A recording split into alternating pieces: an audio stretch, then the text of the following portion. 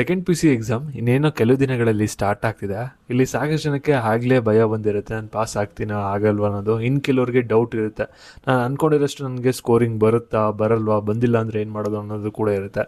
ಈ ಒಂದು ವಿಡಿಯೋದಲ್ಲಿ ನಾನು ಏನು ಹೇಳ್ತೀನಲ್ಲ, ಈ ಒಂದು ಟ್ರಿಕ್ನ ಒಂದ್ಸಲಿ ಕೇಳಿಸ್ಕೊಳ್ಳಿ, ನಂತರ ಒಂದ್ಸಲಿ ಟೆಸ್ಟ್ ಮಾಡಿ ವೆರಿಫೈ ಮಾಡ್ಕೊಳ್ಳಿ.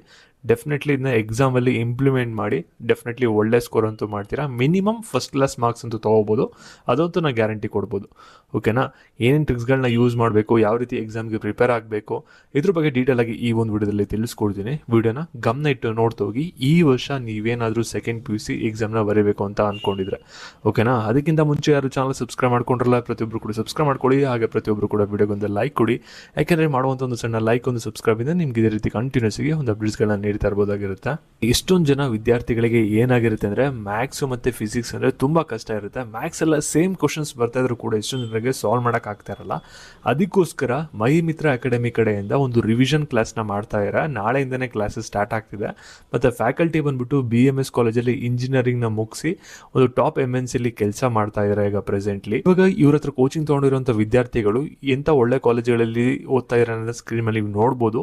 ಮತ್ತು CET ರ್ಯಾಂಕಿಂಗ್ ಎಷ್ಟಿದೆ ಅನ್ನೋದನ್ನ ನೀವು ಅಬ್ಸರ್ವ್ ಮಾಡಿ. ಅಲ್ಲಿ ಬ್ರಾಕೆಟಲ್ಲಿ ಮೆನ್ಷನ್ ಮಾಡಿದ್ದಾರೆ, ಎಲ್ಲ ಕೂಡ ಟಾಪ್ ರ್ಯಾಂಕಿಂಗ್ನ ತೊಗೊಂಡಿದ್ದಾರೆ. ಏನಾದರೂ ಇಂಟ್ರೆಸ್ಟೆಡ್ ಇತ್ತು ಈ ಒಂದು ಕ್ಲಾಸ್ಗೆ ಜಾಯ್ನ್ ಆಗೋಕ್ಕೆ ಅಂದರೆ ಡಿಸ್ಕ್ರಿಪ್ಷನ್ ಬಾಕ್ಸಲ್ಲಿ ಗೂಗಲ್ ಫಾರ್ಮ್ ಲಿಂಕ್ ಇರುತ್ತೆ, ಅದನ್ನ ಫಿಲಪ್ ಮಾಡಿ.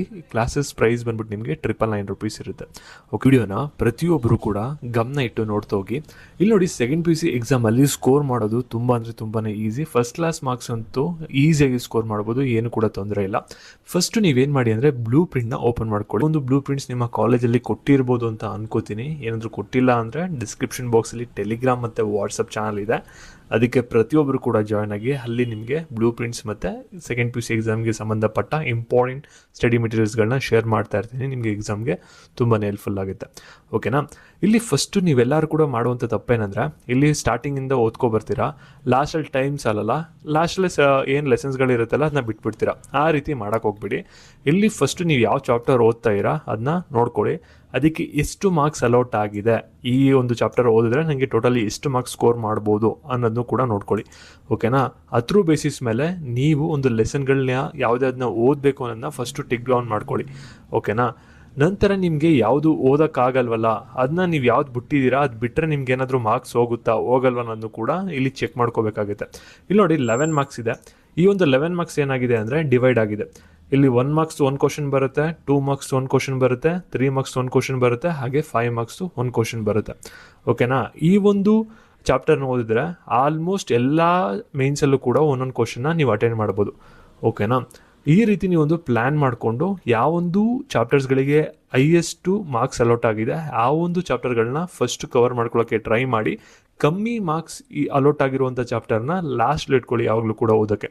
ಓಕೆನಾ? ಆ ರೀತಿ ಫಸ್ಟ್ ನೀವೊಂದು ಬ್ಲೂ ಪ್ರಿಂಟ್ನ ನೋಡಿಕೊಂಡು ಪ್ಲ್ಯಾನ್ ಮಾಡ್ಕೋಬೇಕಾಗುತ್ತೆ. ನೀವೇನು ಮಾಡಬೇಕಾಗುತ್ತೆ ಅಂದರೆ, ಇಲ್ಲಿ ಲಾಸ್ಟ್ 5 ಇಯರ್ಸ್ ಪೇಪರ್ಸ್ ಏನಿರುತ್ತಲ್ಲ, ಸಪ್ಲಿಮೆಂಟ್ರಿ ಮತ್ತು ಒಂದು ನಾರ್ಮಲ್ ಎಕ್ಸಾಮ್ದು ಎರಡೂ ಕೂಡ ನೀವು ಓದಬೇಕಾಗುತ್ತೆ. ಸರಿನಾ? ಅದನ್ನ ನೀವು ಎಲ್ಲ ಮೇನ್ಸು ಕೂಡ ಓದ್ಕೊಬಂದರೆ ಸೇಮ್ ಅದೇ ಕ್ವಶನ್ ಕೂಡ ರಿಪೀಟ್ ಆಗುತ್ತೆ. ಆ ರಿಪೀಟ್ ಆಗೋ ಕ್ವಶನ್ಸ್ಗಳಲ್ಲೇ ಈಸಿಯಾಗಿ 70 ಅಂತೂ ಸ್ಕೋರ್ ಮಾಡ್ಬೋದು, 70%ನ. ಓಕೆನಾ? ನೀವು ಇದನ್ನ ಟೆಸ್ಟ್ ಮಾಡಬೇಕಂದ್ರೆ ಇವಾಗ ಲಾಸ್ಟ್ 4 ಇಯರ್ಸ್ನ ತೊಗೊಳ್ಳಿ ಮತ್ತು 2020-25 ಎಕ್ಸಾಮ್ ಪೇಪರ್ನ ತೊಗೊಂಡು ನೀವು ಒಂದ್ಸಲಿ ಬರೆದು ನೋಡಿ. ಓಕೆನಾ? ನಿಮಗೆ ಗೊತ್ತಾಗುತ್ತೆ.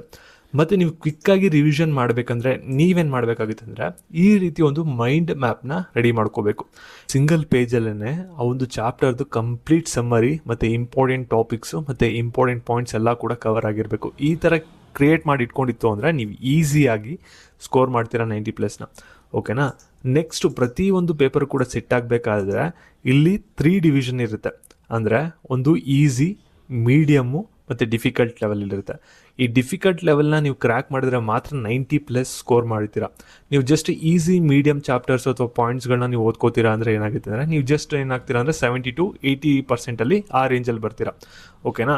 ಇಲ್ಲಿ ಓವರಾಲ್ ಕನ್ಕ್ಲೂಷನ್ ಏನಂದರೆ, ನಿಮಗೆ ಈ ವರ್ಷದ್ದು ಮಾಡಲ್ ಪೇಪರ್ಸ್ ಏನು ಬಂದಿದೆ ಅದನ್ನ ನೀವೆಲ್ಲರೂ ಕೂಡ ಪ್ರಾಕ್ಟೀಸ್ ಮಾಡಿ. ಹಾಗೆ ಲಾಸ್ಟ್ 4 to 5 ಇಯರ್ಸ್ದು ಸಪ್ಲಿಮೆಂಟ್ರಿ ಮತ್ತು ಮೇಯ್ನ್ ಎಕ್ಸಾಮ್ದು ಎರಡೂ ಕೂಡ ಕ್ವಶನ್ ಪೇಪರ್ಗಳನ್ನ ನೀವು ಚೆನ್ನಾಗಿ ಪ್ರಾಕ್ಟೀಸ್ ಮಾಡಿ. ಇದನ್ನ ನೀವು ಓದ್ಕೋತು ಅಂದ್ರೇ ನೀವು ಒಳ್ಳೆ ಸ್ಕೋರ್ನ ಮಾಡ್ಬೋದು. ಸೆಕೆಂಡ್ ಪಿ ಯು ಸಿ ಎಕ್ಸಾಮಲ್ಲಿ ಫಸ್ಟ್ ಕ್ಲಾಸ್ ಅಂತೂ ಈಸಿಯಾಗಿ ತೊಗೋಬೋದು. ಇವಾಗ ನಿಮಗೆ ಪ್ರತಿಯೊಂದು ಸಬ್ಜೆಕ್ಟು ಕೂಡ ಓದೋಕ್ಕೆ ಬೇರೆ ಬೇರೆ ಟ್ರಿಕ್ಸ್ ಇರುತ್ತೆ. ಅದೇನಾದರೂ ಬೇಕು ಅಂದರೆ ಕಮೆಂಟ್ ಸೆಕ್ಷನಲ್ಲಿ ಎಸ್ ಅಂತ ಕಮೆಂಟ್ ಮಾಡಿ. ನೆಕ್ಸ್ಟ್ ನಿಮಗೆ ಯಾವೊಂದು ಸಬ್ಜೆಕ್ಟದು ವಿಡಿಯೋ ಬೇಕೋ ಅದನ್ನು ಕೂಡ ಕಮೆಂಟ್ ಮಾಡಿ.